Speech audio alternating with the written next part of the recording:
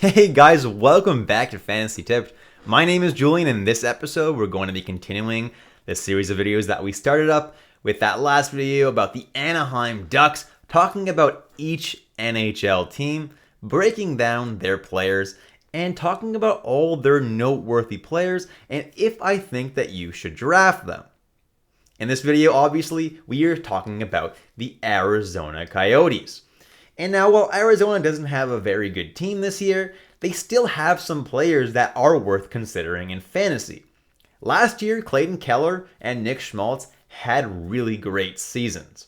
Other guys that were primed to have really good years like Chychrun did not. So stay tuned to find out what I think of each of these guys and if I think you should be drafting them at the range that they are currently ranked at. Before we get started though, guys, please leave a like, hit that subscribe button if you're not subscribed, and follow me on Twitter at FantasyTipped. I'll be starting to post on Twitter once again now that the preseason is here. Let's jump right into it now, and let's start with my projected lineup for the Arizona Coyotes. And on the top line, I have Schmaltz, Nathan Smith, and Clayton Keller. Second line, we have Crouse, Chychrun, and McBain. And on the third line, we have Ritchie, Boyd, and Zach Kassian. Now, Nathan Smith and McBain are guys you may not be really familiar with yet, but they are prospects for the Coyotes. They're both former third-round picks, and they're both looking pretty good out of university. So let's jump into the content of this video, and the first guy on the list is Clayton Keller because he is the highest-ranked player according to NHL's top 250 list. They have him ranked 140th. Well, last year he had a really great season, kind of coming out of nowhere because prior to last year, he hadn't really had that great of seasons for the past few years. But he ended up with 63 points in 67 games, almost a point per game, was really solid all year round, and ended up being a really good presence on any fantasy team that managed to get him. Now, last year he ended up as the 133rd best player overall. He's currently ranked 140th. So by that logic, it's a pretty good ranking. However, his shooting percentage was a teeny bit high. But I'm not too worried about this. I think he's still going to have a pretty solid shooting percentage next year. He seems to have developed some really great chemistry with Schmaltz, and as long as they can keep that going, Keller is primed to have a pretty similar season this year. He also missed 15 games with an injury last year, so if he can stay healthy this year, he's definitely going to exceed that rank of 140. Moving on to Chychrun, who's currently ranked 173. Last year had a really disappointing season, scoring only 21 points in 47 games and just could not stay healthy. Now, drafting him here at 173 is a huge risk. Obviously, 2 seasons ago, he had an amazing season and was a top-tier defenseman, but last year really was abysmal, and there's obviously a high risk, high reward due to this. Between his injury history last year and the bad play, though, I'm personally going to be avoiding Chychrun. That being said, there is definitely a high risk, but also a very high reward. He could definitely be one of the top defensemen. It's just a matter of if he can stay healthy and if he can maintain that consistency that he showed 2 years ago. There's also a chance that he's going to be dealt this year. It's been a rumor for a long time. I think it's finally going to happen this year. If he does get dealt, his value can only go up for whatever team he ends up on, especially the Coyotes suck, so that plus minus will get better. Certain things will get better, so I think Chychrun's value will go up this year. So I don't think he's the absolute worst pick in this range. He's just someone that I do think is risky. When I draft my team in fantasy, I always go for guys that are not too risky. So Chychrun is someone I'm personally not going to be drafting. Other people have different draft strategies, but personally I find the best payout is usually if you don't take too many risks, especially earlier on in your draft.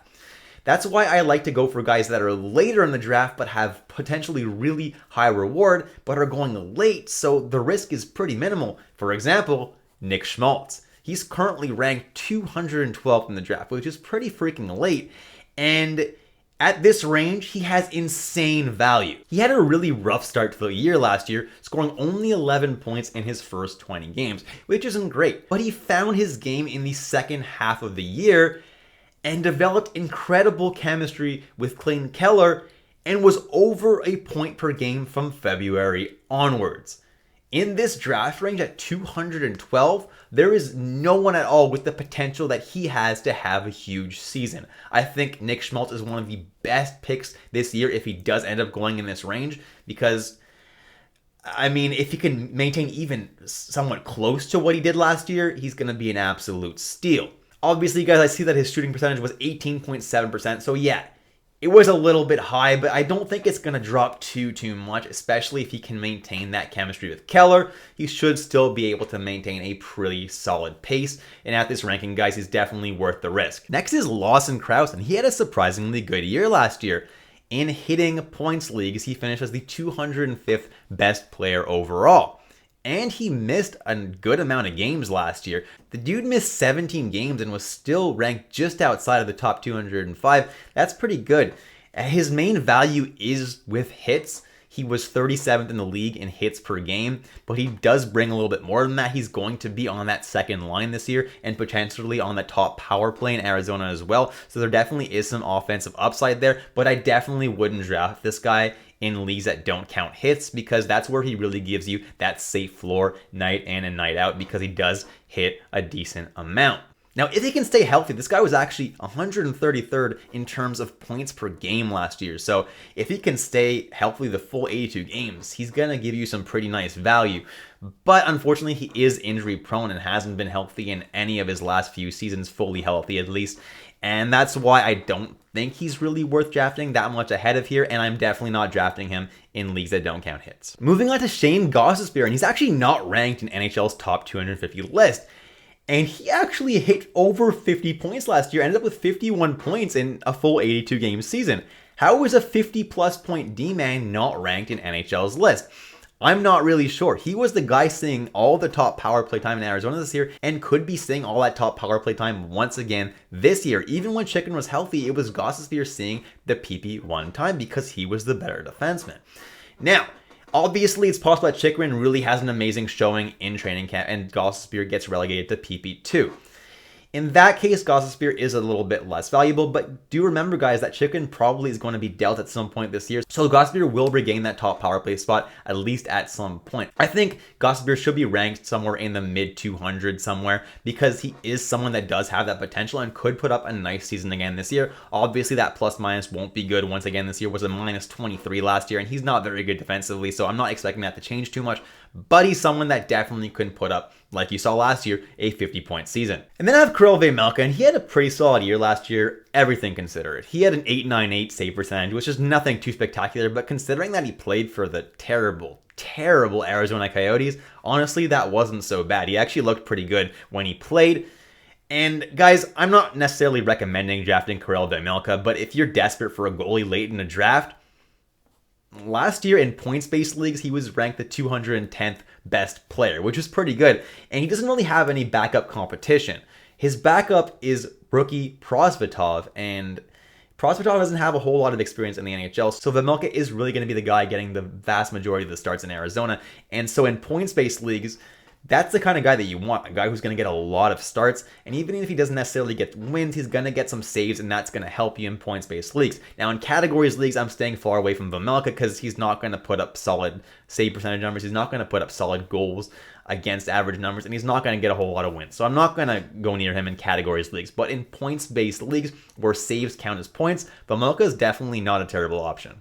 And then I'm going to talk about Nathan Smith and Jack McBain, two rookies that are, entering their rookie seasons in Arizona. Now, both were third-round picks, so none of these guys had huge expectations going into this season. None of them have crazy expectations. But one of these guys could end up centering that top line with Keller and Schmaltz. If one of these guys do end up getting that center spot, they could end up having a decent amount of fantasy value.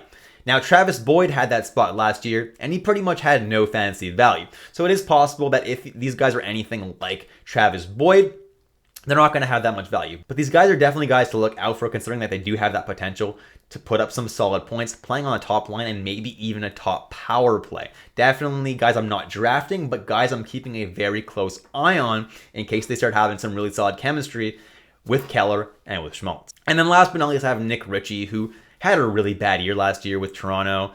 He only had 23 points in 57 games, and most of those points are actually after he got traded to Arizona. Had 14 points in 24 games with Arizona, and that's why I have him on this list, because after he finally left Toronto and joined Arizona, he did a lot better. Arizona actually played him a decent amount on the power play and stuff like that. So he's obviously not somebody I'm drafting, but he's someone I'm keeping a little bit of an eye on, just in case Arizona does give him an elevated role for whatever reason. I don't think that's going to happen. I don't think he's going to be that valuable, but I'm at least keeping an eye on him. And that's it for this video, guys. Thank you so much for watching all the way through. I hope you enjoyed it. Please leave a like, subscribe, and hit that notification bell if you want notifications for all the preseason content I'm putting out. I do appreciate you watching all the way through, guys, and I'll catch you in the next episode of Fantasy Tipped.